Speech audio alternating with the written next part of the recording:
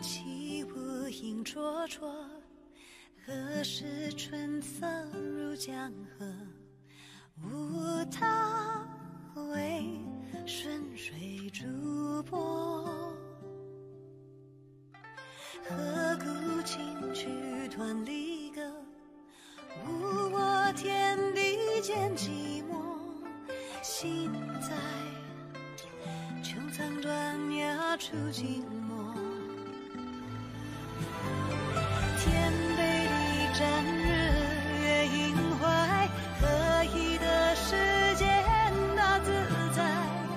自心中无有惧怕，情深不藏，情真不换。万古千秋有梦与悔，何以离沧桑而明媚？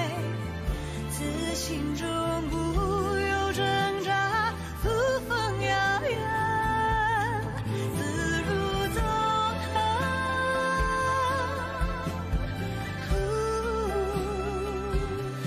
潇洒如梦，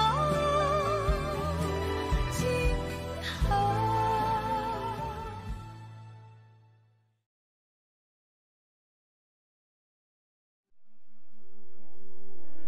Kung makakalabas ka rito nang hindi ka man lang nasusugatan, anong maihaharap ko sa mga kapatid natin pinaslang mo? Paano ang galit ng mga tao? Hindi mo ako mapapaslang! Hindi mo ako mapapaslang! Hindi mo kaya! Magkapatid pa rin naman tayo dalawa, hindi ba?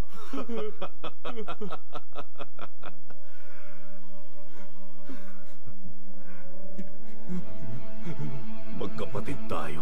Oo!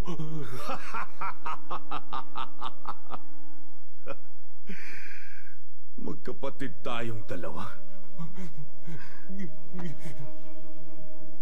Kung may kahit konting kabutihan lang sana dyan sa katawan mo, tiyak na hindi ganito ang kahihinatnan at yan siya. Wala sanang mga multo sa bulwagang ito. Sandali! Buhay at ligtas pa ang dakilang abay, hindi ba? Parang tunay na ina ang turing ko sa kanya. Kaya kahit ano pa, hindi mo ako mapapaslang! Tumigil ka!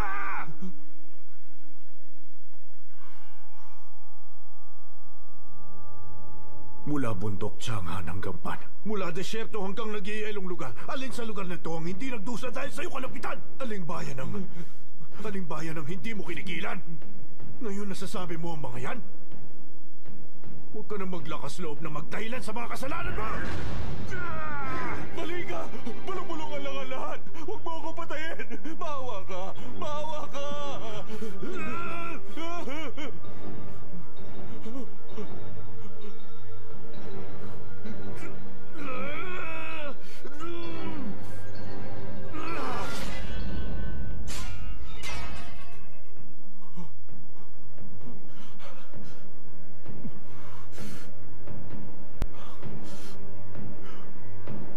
Umalis ka na.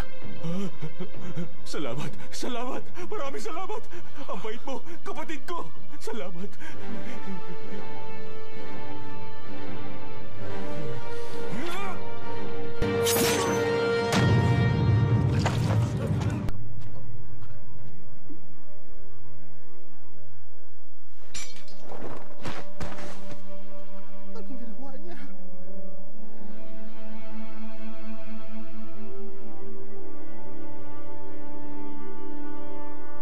Pinunong Zhao, mapapayapa ka na sa wakas.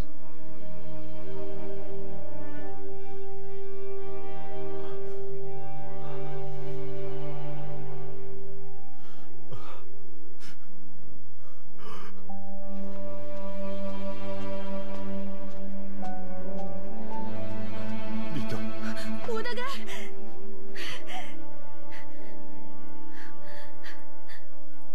Pinatay mo ba si Zhan Nancheng? Alam ko namang kaya mong gawin yon.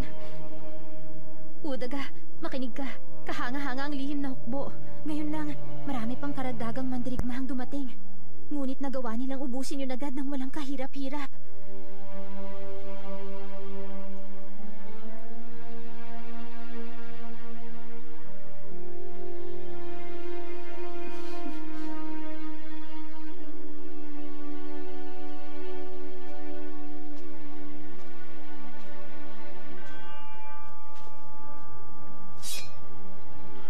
tutuparin ko ang aking pangako.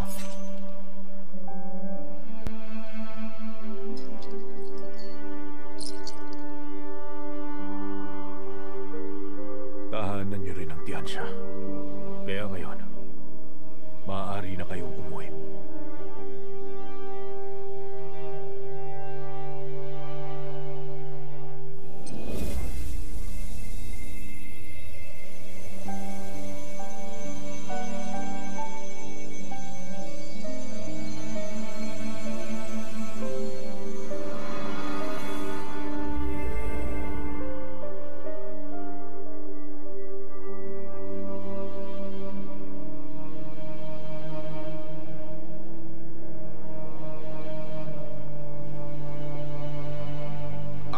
Pag-alala ng Tiyansya, alak ang ating iniaalay sa lahat ng mga nasawi para sa kanilang kapayapaan.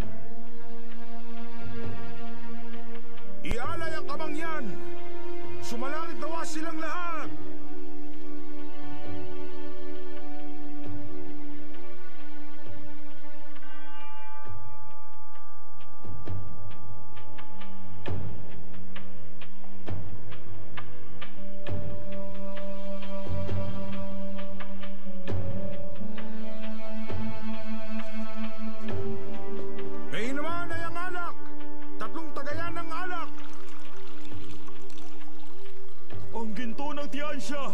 Matapang at makatuwiran. Malaki ang ating pananagutan. Marami ang pinagbala. Langit at lupa'y hindi malilinlang. Ang pinuno'y pinili. Siya ay lubos na magpapakabuti para sa mga mamamayan.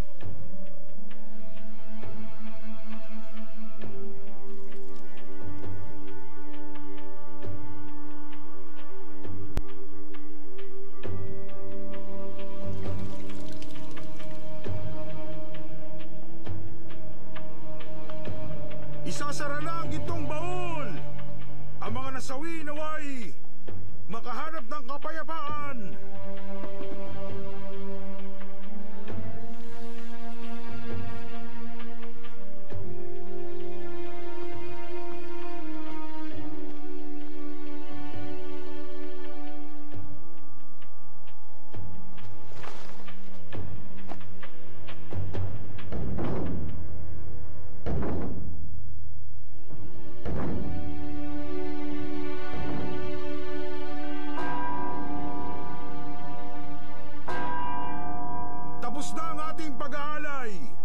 Bago na ang ating hari! Sa mga bathala at kalangitan, mga bathala ng daigdig, atin ang kanilang pagpapala. Pinili nila si Prinsipe Lie. Magmula sa araw na ito, magsisimulang muli ang kaharian ng Tiyansya, ang unang taon ng Yongji. Ipahayag ito sa lahat para sa 5 kaharian. Naway panghabang buhay na sa atin itong manatili. Naway panghabang buhay tayong pagpalain! Naway panghabang buhay sa atin itong manatili! Naway panghabang buhay tayong pagpalain!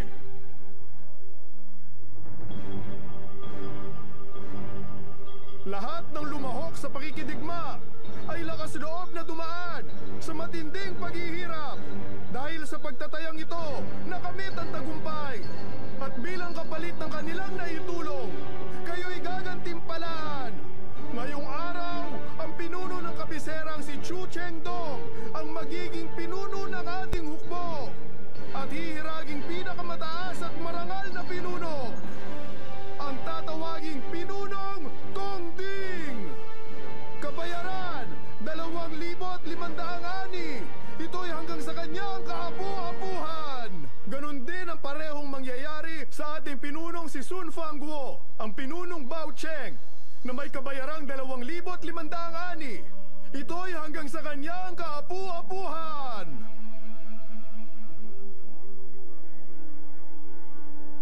Salamat sa inyong kabutihan! Salamat, Kamahalan! Ngayon, bago na ang ating hari, batid niya ang kanyang pananagutan at tutupad siya sa kanyang mga tungkulin. Patuloy siyang magpapakahusay Sa mabuting pamamahala, lahat ay binibigyan ng kapatawaran. Ito ay bagong panimula. Lahat ng natatagong kayamanan ay ibabalik sa mga may-ari. Kautusan itong dapat mapatid ng lahat. Ipapahayag natin ito sa buong mundo. Ito ang simula ng unang taon ng Yongji ng Tianxia! Mabuhay ang ating mahal na hari! Pagpupugay sa kanya! Tayo na. Salamat, kamahalan!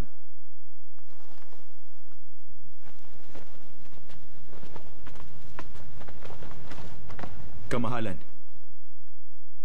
yung tore, ipasasara mo, hindi ba? Para sa akin, hindi na yun kailangan ng Tianxia. Narinig ko yung mga may gantimpala. Parang kulang yata. Kamahalan, may hindi ba kayo naisama?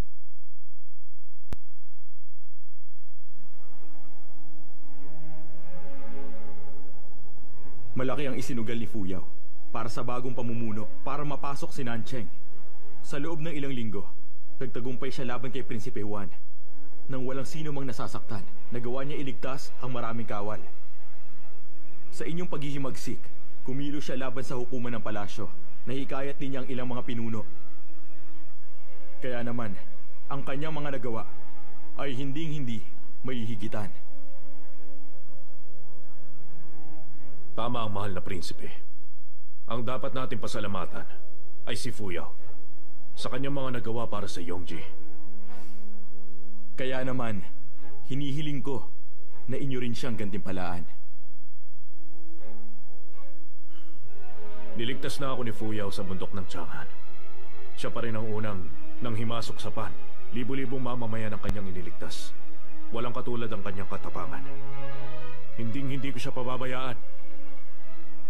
Gayunpaman, ito'y nakasalalay na sa Tianxia. Kaya naman huwag kayong mag-alala, kamahalan. Wala akong karapatang makialam sa Tianxia. Naniniwala rin akong hindi ninyo kalilimutan ang lahat ng mga nagawa ni Fuyaw. Ngunit sa pagtatalaga ng bagong hari, mahalaga ang balanse ng kapangyarihan. Nag-aalala akong mahirapan kang mag-isa sa pagpapanatili nito. Kaya baka mahirapan kang magpasya sa kanya.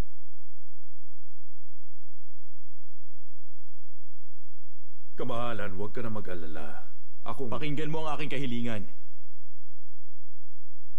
At sana ay sundin mo ito. Malaki ang nagawa ng kamahalan para makamit ko ito. Nagpapasalamat ang Tianxia. Sabihin nyo kung ano ang inyong kahilingan.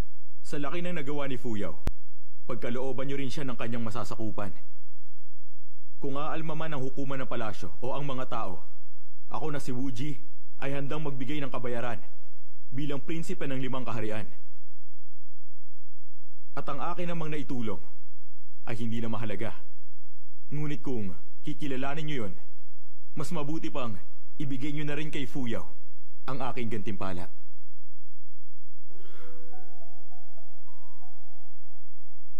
Ang dating general ng totoong katapangan at hukbo ng hari na si Fuyaw ay siyang magiging hari ng Han. Ito'y hanggang sa kanyang kaapu-apuhan. Ang bundok Chang'an at ang mga bayan sa paligid nito ang kanyang pamumunuan. Kanya ang hukbo, pamahalaan at pagmimina. Si Prinsipe Wuji ang humiling ng bagay na yun. Sinong tatanggi sa kanya? Pero Hindi naman yun ganun tingnan na lang natin kung maganda ang mangyayari. Ngayon ako nakarating ng ganito. Enjoy watching Ang bagong hari BitsTV.com. ng Han at ang bundok ng Chang'an. Sa ngalan ni Fuyaw, maraming salamat. Hindi ako magdadalawang isip na gantimpalaan ng malaki si Fuyaw. Hindi ko lang inasahan na ikaw ang hihiling na mga yon para sa kanya. Pinagmukha mong pinabayaan ko lang siya pagkatapos ko siyang mapakinabangan. May mag-iisip ba niyan? Gusto ko lang naman siyang handugan. Ay, may tanong ako sa'yo. Tila yata palihim mong inagaw sa akin ang bundok Chang'an nang hindi ko nalalaman. Ngayon pa lang ba ay naghahanda ka na laban sa akin, kamahalan?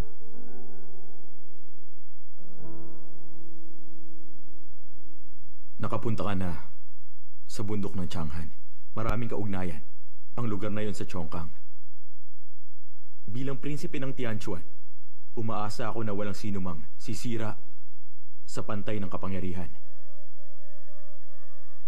Sa dami nating pinagdaanan, malaki na rin ang aking tiwala sa pagkatao mo. Ngunit sa 5 kaharian, nagkalat ang mga masasama. Wala akong tiwala sa kanila. Wala akong magagawa. Ang paghiwalay ng bundok ng Chang'an at ng Tianxia ay pag-iwas lang sa digmaan na maaaring maganap anumang oras. Isa pa, nagkasama kayong dalawa ni Fuyao doon sa bundok ng Chang'an. Kaya mahalaga yon para sa kanya. Ganon din sa akin. Kuha mo.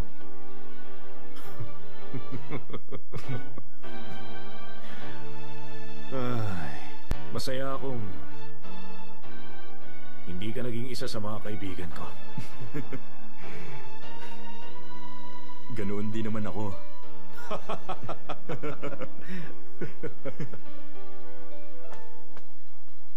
General, kamahalan. Ano sabi mo?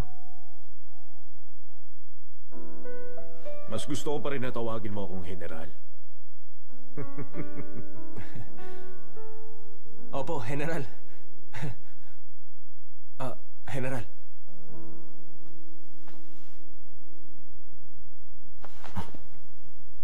Bakit siya narito? Ano pong gagawin, kamahalan? Maging alisto kayong lahat. Dagdagan ang mga nagbabantay sa palasyo. Sino mang walang sagisag ay kailangang pigilan. Ipatupad mo yan. Tiyakin mo nakahanda ang lahat. Opo.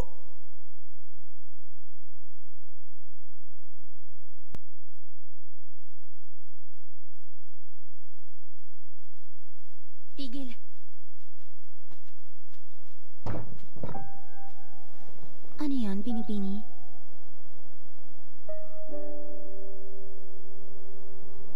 Maganda ba ako? Opo naman. Para kayong ipinintang larawan.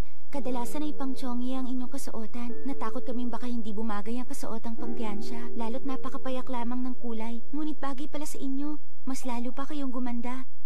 Kaya naman, kung ayos lang po, tumuloy na tayo. Wag, ako na lang mag-isa. Ngunit ang inyong paningin. Yun nga ang dahilan kung bakit kailangan kong mag-isa.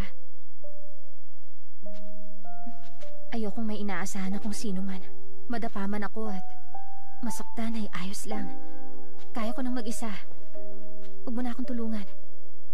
Isa pa, kabisado ko naman ang daang ito. Huwag kang mag-alala.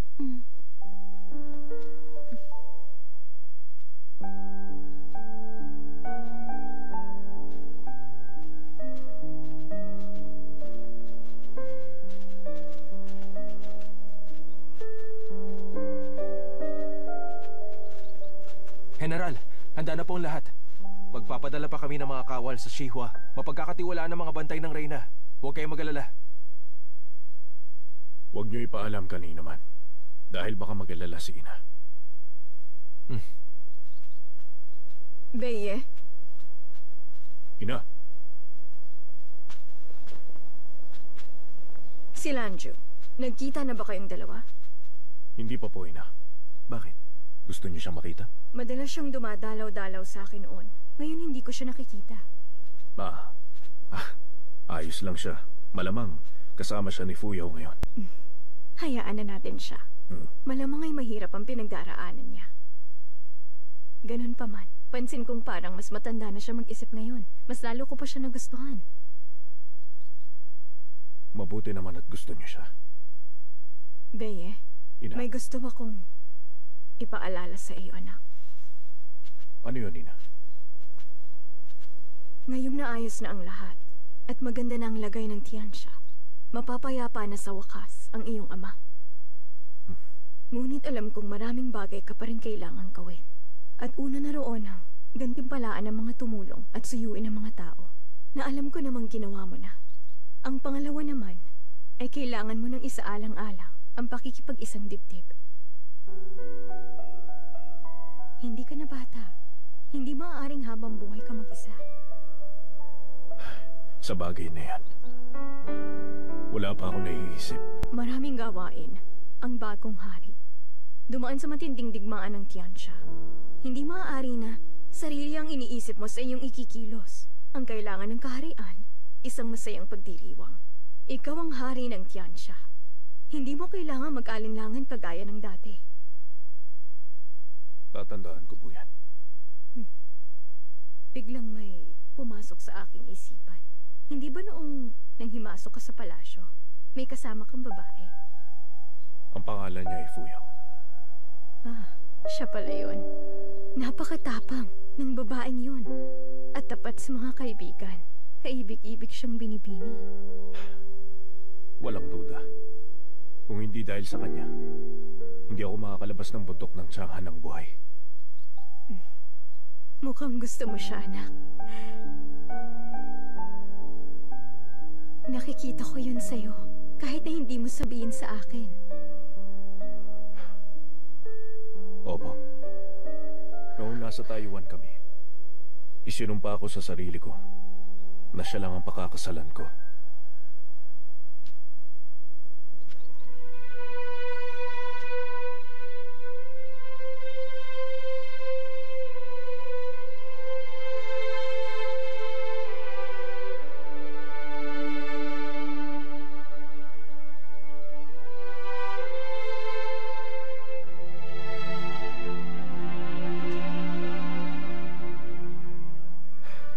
Ngunit nagbago na po ang lahat.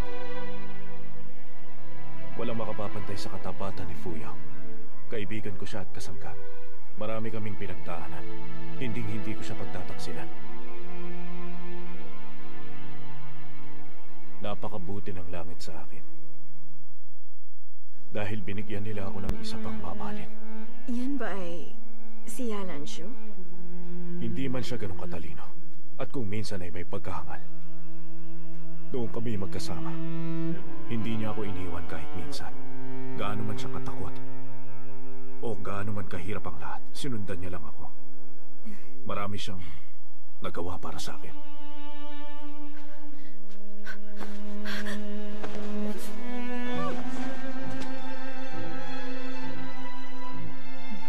Sino bang makapagsasabi na ang tulad mo ay matututo rin pala magmahal? Mahal na mahal niya ako. Hindi ko siya sasaktan.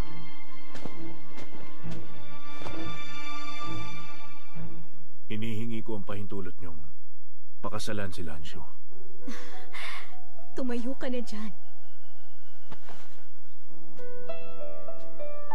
Beye, masaya ako marinig na sinabi mo yan sa akin. Ngunit, wala na ang kanyang paningin. Tatanggapin ba ng hukom ang ganoong reyna? Paano mo haharapin ang mga pinuno kung sakaling hindi nila tanggapin si Lanshu? Nawalan siya ng paningin para iligtas ako. Kung wala siya, hindi magkakaroon ng bagong hari. Kung may aayaw sa kanya dahil sa kanyang paningin na hindi siya bagay maging reyna, hindi rin karapat-dapat na maging hari si Jean Beye. Ganyan nga. Ang isang tunay na anak ng pamilyang Jean.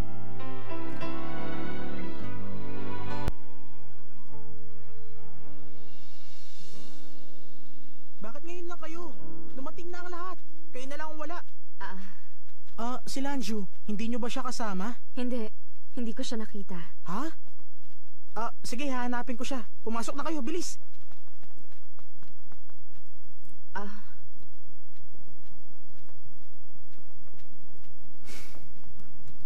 Palasyo ng Tiansya.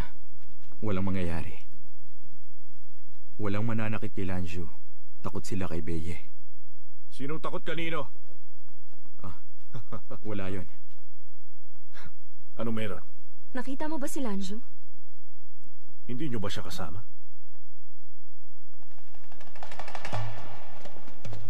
General, may nanghimasok sa Yishu at sa Wadi. Nandito siya. Hindi ba't sinabi kong alisto kayo? Bakit siya nakapasok? Hindi niya gusto makipaglaban. Bigla siya nawala. Hanapin niyo siya kaagad. At mag-ulat kayo kaagad sa akin. Bilis! General, natanggap namin to.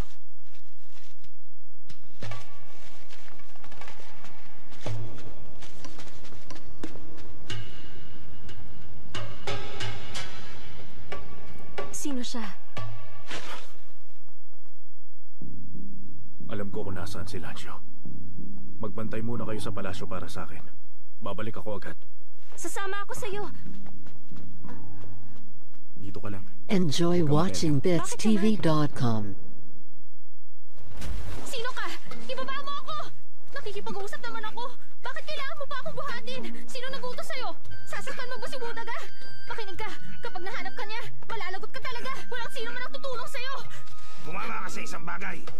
Ang Shanbei na yun talagang pinunta ko. At ngayong nasa akin ka na, magandang binibini. Hindi na ako mag-aalala, hindi sumunod sa akin si Beye. Pinagtatakan mo ba siya? Humanda ka! Unahan ko na siyang paslangin ka! Ako na mismo gagawa! Hindi maaari! Tumigil ka! Itigil mo yan! Bakit ba ganyan ka? Ako naging guro ni Beye! Tama na! Tama na! Kanyang guro? Kung ganon, guro ni Beye ang kumuha kay Lancio? Malamang siya nga. Hindi ba't may nakalagay na sagisag sa lalagyan? Yun ang sagisag ng maharlikang angkan? Oo. Ngunit hindi rin. Ang gumagamit nun ay malapit sa unang pamilya. Tingin ko, galing siya sa mayamang pamilya at biyasa sa pakikipaglaban. Nahulaan mong guro siya ni Beye dahil lang sa bagay na yon? Inutos ni Beye na higpitan ang pagbabantay. Ngunit sa mga tarangkahan lang ng palasyo, ayaw niya lang makapasok ito. Sa mga galos sa mukha ni Gio, nangangahulugan lang na ayaw niyang manakit. Si Beye, si Gio, si Ginong Hua, pare-pareho silang mag-isip. Alam nila ang nangyayari. Isa lang ang kahulugan nun. Kilala nila ang taong yon. At guro nga yun ni Beye. Ngunit masyado naman yatang kakaiba ang gurong yun ni Beye. Nagpumilit pa siyang pumasok dito. Bakit niya tinangay palayo si Lancio? Naaalala mo yung 10 bayani ng 5 kaharian? Oo. Isa sa mga yun ang guro ni Pingrong.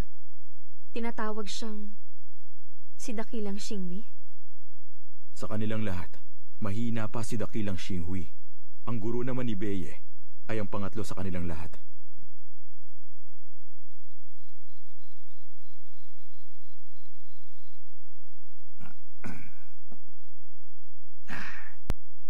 Kabiga-bigani ka naman, binibini. Kitang-kita naman sa iyong itsura. Pero bakit ba napakabigat mo? Hapunga po ako sa iyo, ah. Sagot. Ano ang iyong kaugnayan kay Wudaga? Binabalaan kita. Kung may binabala kang masama, tinitiyak kong malalagot ka sa akin. Ganun ba talaga kabangis ang Beye na yon? Makinig ka. Mabangis nga siya. Kasi bangis ng ibis. Tama na. Itigil mo na. Tama na. Magsalita ka! Mag-usap lang tayo ng mahinahon.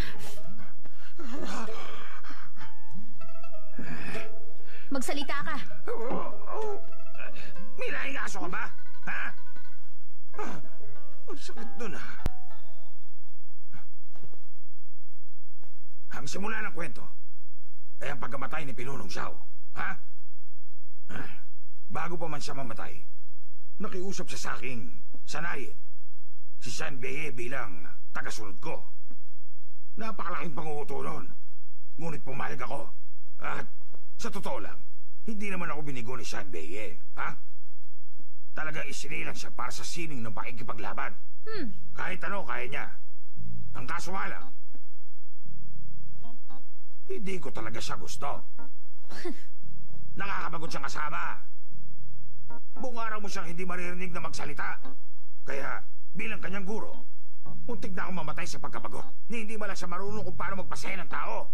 Kaya naman, ayoko siya kasama. Kung ganon, ikaw palang guro ni Wudaga. Tama? Ang sabi niya kasi sa akin, mahusay daw sa sining ng pakikipaglaban ng kanyang guro at napakamaginoo. May pagkatotoo naman yan. Ganun ba? Maaari ko bang madamang napakamaginoo ninyong pagmumuka?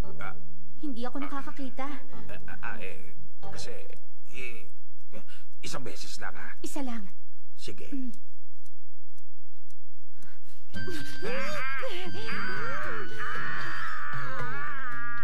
Halika! Bigyan mo tinga ko! Paumanhin. Hindi ko talaga sinasadya yun, guro. Hindi ba nga? Hindi ako nakakakita? Paumanhin. Kung hindi ka lang bulag, sinasabi ko sa'yo. Talagang hindi kita pagbibigyan sa ginawa mong yun. Paumanhin talaga. Kung kayo nga talaga ang guro ng aking si Wutaga, bakit din niyo siya gustong saktan? Ano? Gusto siyang saktan? Oo. Sinusubukan ko lang siyang tulungan. Gusto ko siyang tulungan. Nakuha mo? Sinabi ko naman sa'yo kanina, hindi ba? Nakakabagot siyang kasama. Hindi magtatagal at maikipag-isang dibdib na siya. Kung halimbawa pumili siya ng isang babaeng katulad niya, paano na, hindi ba? Ang akin lang bilang guro niya, kailangan ko siyang tulungan pumili ng babae. Anong ibig niyong sabihin? Alam mo naman yun, hindi ba? Bukas ng umaga natin yung pag-usapan.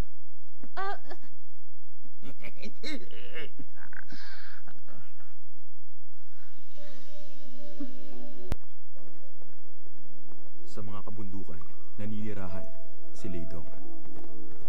Hindi siya mahiling makisalamuha. Wala siyang sinusunod. Kahit na tagasunod niya si Jean Beye, magkaiba sila ng pag-uugali. Kung ganun pala, hindi madaling tansyahin ang pagkatao ni Leidong. Masama to. Tiyak na hindi siya matatalo ni Beye. Wala siyang magagawa kahit na siya pang hari ng Tiansya. Paano na? Tingin ko, walang masamang balak si Leidong. Baka makabuti pa nga ang ginawa niya para kay Lanjo at Beye. Yun ang palagay ko.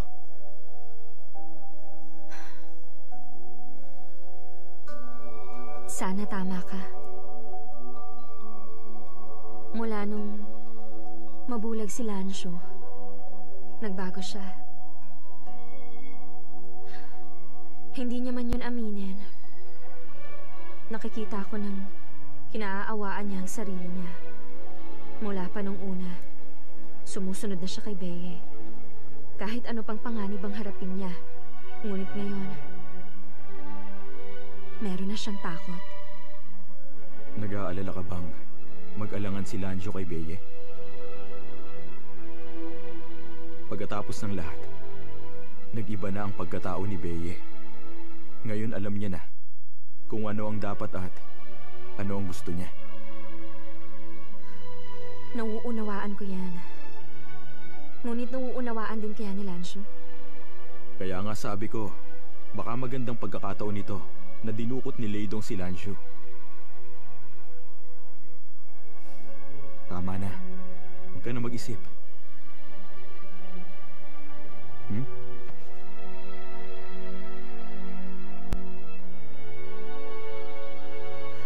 Sandali. Ang sabi mo, pangatlo si Leidong sa antas, hindi ba? Sinong mas mataas sa kanya? Pumapangalawa si Shengling. Ngunit biglaang nilisan niya ang 5 kaharian. Sa Chongkang, inaral ko ang 10 bayani. Ngunit walang nasusulat sa kanya. Wala rin nakakakilala. Yung pinakamagaling.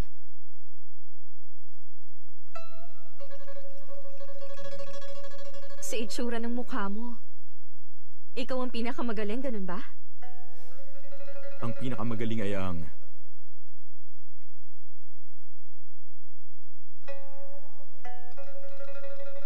pangunahing guro ko.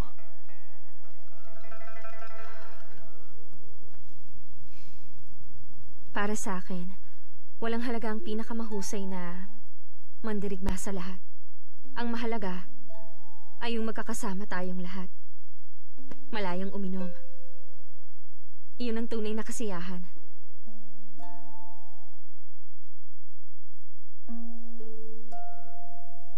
Sa totoo lang, umaasa ako na si Lanjo at Beye ay maging masaya sa isa't isa.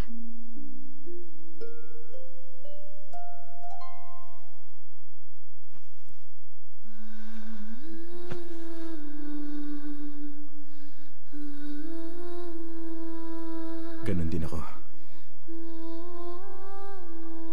Sana lahat ng nagmamahalan ay hindi na magdusa at magsama na lang ng masaya.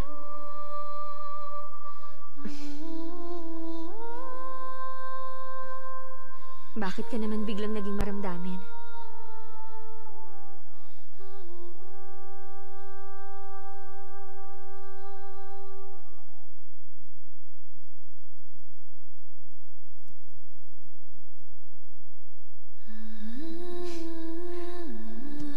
Ano naman yan?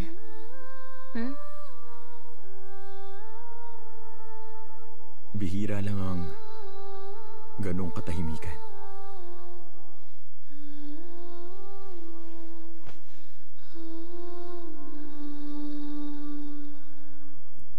Kamahalan! Kamahalan! Kamahalan.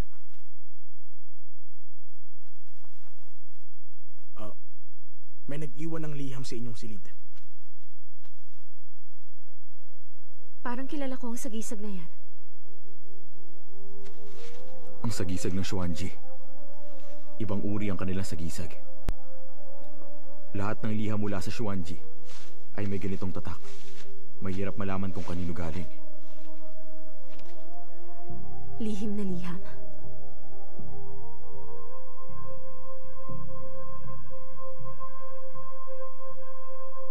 Tingnan mo nga naman ang magandang binibini. Buong araw ka na lang humilatar yan. Tignan mo, tumataba ka na. Kung lalagyan ka ng buntot, mukha ka ng baboy riyan.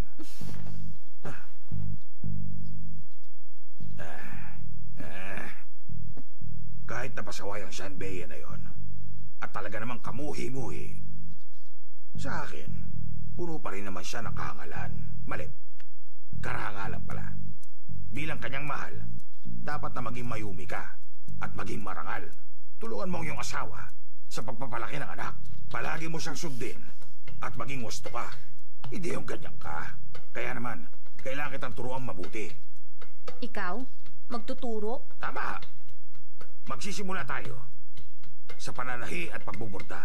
Ngayon, unahin natin ang pagbuburda. Huwag ka mag-alala. Hahanap ako ng mananahi para gabayan ka. Ayoko, ilayo mo yan. Ano? Bakit tayo mo ito pag-aralan? Ha? Kapag tuluyan ka na naging kabiyak ni Beye, ha? Papayag kang hindi ka marunong na magtahi ng mga punit na kasuotan niya? Magtatawanan siya ng mga mamamayan. Wala akong makita. Pinipilit mong magborda ang isang bulag, ha?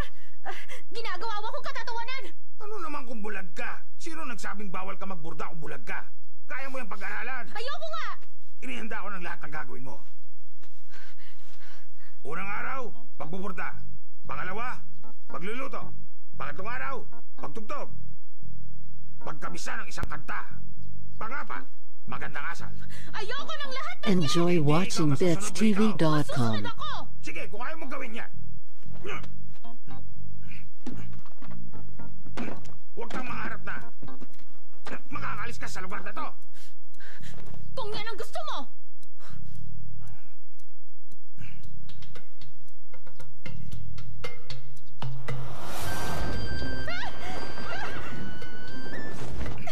Bitiwan mo ako! Lumabas! Liga! Dito! Ayoko!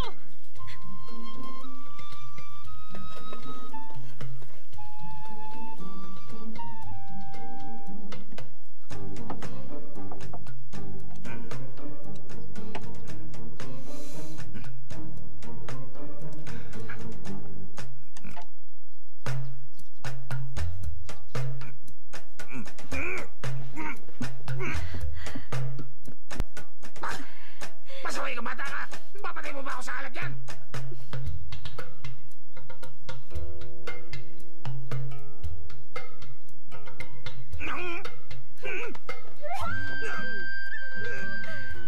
Hindi ganyan!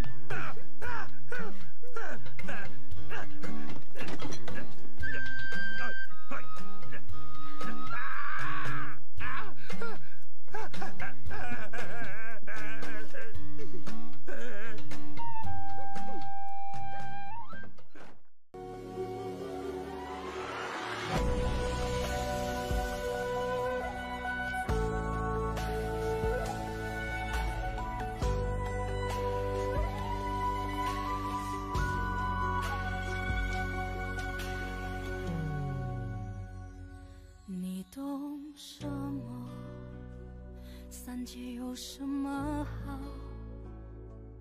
若无贪嗔，若并无烦恼，又怎能叫我一步三回头？为爱愁，为恨求，为情把魂魄都丢掉。要我爱的那个爱我，只要那一个爱我。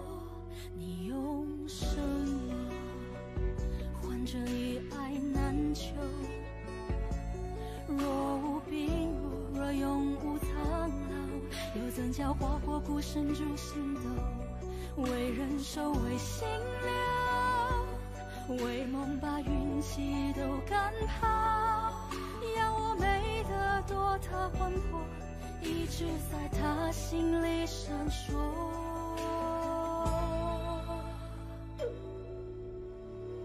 有道说此生所求，不过翻云覆雨厮守。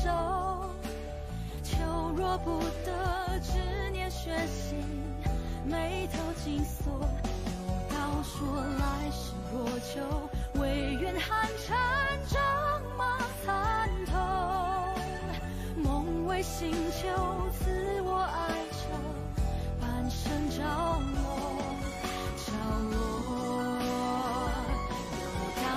此生所求，不过翻云覆雨厮守。求若不得，执念悬心，眉头紧锁。有道说来世若求，唯愿寒蝉仗马参透。梦为星球，赐我